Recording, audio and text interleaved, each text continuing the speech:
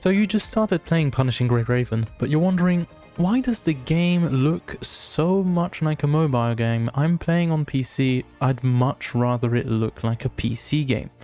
And if you haven't figured out how to do that yet, this video here is going to be a quick tutorial on how to get it to look much better.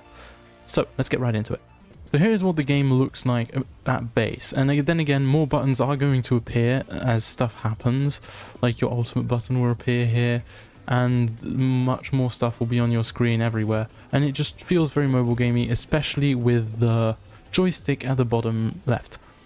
So as you can see, I'm already controlling my camera with my mouse, which is something that is not on by default. Really weird. Also mouse 1 and mouse 2 allow me to attack and dodge, which is on by default, but since the mouse buttons do nothing by default, you can go check out my other video for that. Otherwise, for the UI, we have to go on escape to get to our settings, button position, UI layout.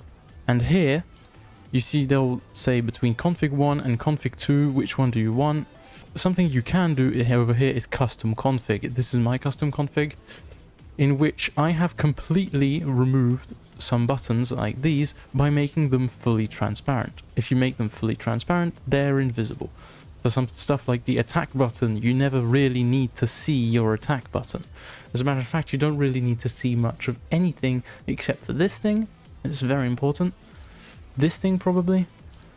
And I like to have the dodge there because there's a little meter around the dodge that goes down as you dodge, and if it runs out, well, you can't dodge anymore. So it's kind of better to see it than to not. So this is my config, but something you can do is arrange this however you like. So I like to have my thing on the left and go from right to left, because 1, 2, 3, 4, 5, I read from left to right. But you might prefer reading it the other way around, and that's completely okay. You can put this wherever you want, and you can increase the size, decrease the size. I like to have it as small as possible to make it feel less mobile gamey.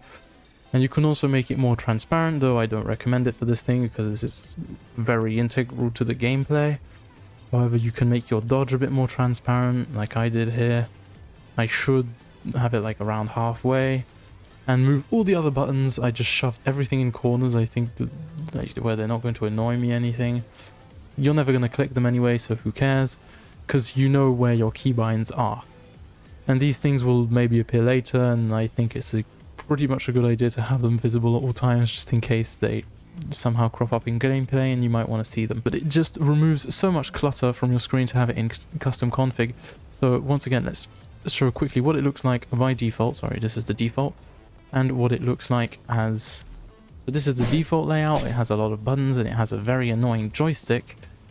And here is my layout. If you go here, custom config, save, whatever you decided to put, exit. And down here in others, also very important, you can scroll down and you'll have show joystick. Switch that off. You don't need to see the joystick, you're playing on a keyboard. You don't need to see where your fingers are spinning. And boom, there we have already a much cleaner UI, something that looks much more like a PC game. I still have the dodge because, as you see in the bottom right, the bottom left, sorry, that goes down as I dodge, and at some point it becomes empty and I can't dodge anymore. So I like to have a visual on that. But otherwise, the only thing that you do see is the skill stuff, like these things. Those are the only things you see, and the little sword thing that comes up. And it's much cleaner, much better. The interface looks a lot better.